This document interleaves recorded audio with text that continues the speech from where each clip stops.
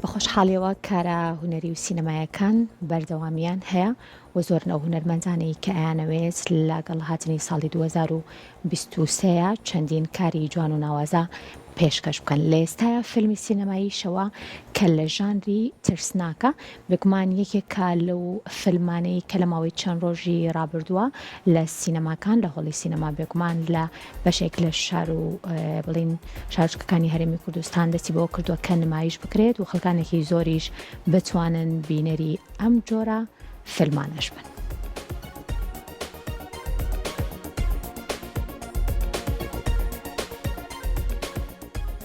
ڕۆژی 12 مانگە لە هۆڵی سینەما سالم فیلمی شەوە نمایشکرا کە لە ژانری ترسناکە و فیلمی شەوە کە لە ژانی ترسناکە باس لە ململانەکانی مرۆڤ دەکات لەگەڵ کێشە دەرونیەکانی خۆیدا.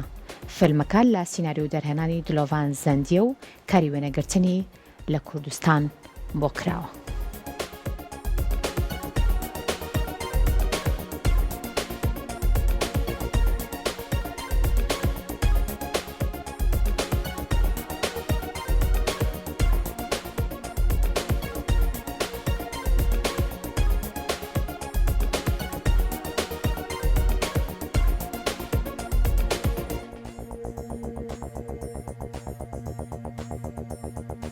فیلمەکەم باس لە شەوە دەکات. شەوە زۆر ڕوحێکی ترسناکە، چیرۆکەچی فۆکلۆری ڕەسەنی کوردە. بەخۆی فیلمەکە ترسناکە، بەڵام زیاتر تەرکیز لەسەر باری دەرونی کارکتەرەکانیش دەدەم. ئیتر بەخۆی باس لە ئافرەتێکی دووکان دەکات و کە پاشی مناڵەکەی دەبێت و تووشی حاڵەتی زۆر ترسناک دەبێت لە ماڵەکەیەوە و ئیتر باری دەرونی بەرەبەرەوە بەرەو خراپی دەچێت.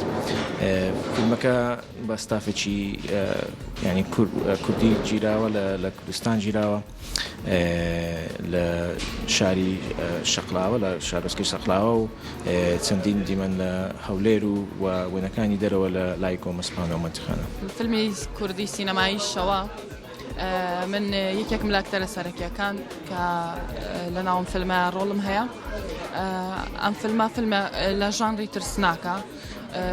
نازانم پێشتر ئەم جۆرە ئیشە لە ناو کووردا کراوە یاخودنا، بەڵام من بۆ خۆم یەکەم جار مەکارێکی وا بکەم و ڕاستە هەموو ئەزمونەکانیش جیاوازن، بەڵام ئەم ئەزمونە جیاوازیەکەی زۆر بوو، یعنی فەرقەکەی زۆر گەورە بوو، چونکە لەو ستایلی ئیشکردنەمان وەکو خۆم وەکو ئەزمموی نواندنم هیچ کاتێک نەکردەوە، بۆیە نواندنی شتیایە زۆر ئاسان نەبوو، چونکە پێویستی بە ماندووبوونێکی زیاد لە پێویست بوو، هەم لە ڕووی جەسەدیەوە هەم لە ڕووی دەرونیشەوە، لەبەرەوەی ئەو کارکتەرە دواتر کە بینەران و ئێوە ژەگەر فیلمەکەتان بینی ئەزانن کە پەیوەندی حاڵەتێکی دەرونیە بۆ خۆی تەواوی چیرۆکەکە نەخۆشیێکی دەرونیە کە باسی لێکە. ئەوەی کە زۆر پێم خۆشە لێرەیە بیڵێم ئەوەیە کە ژانرێکی جیاواز لە ناو کووردا لە سینەمای ئێمە ئێستا پەخشەکرێت و کاری تیا کراوە.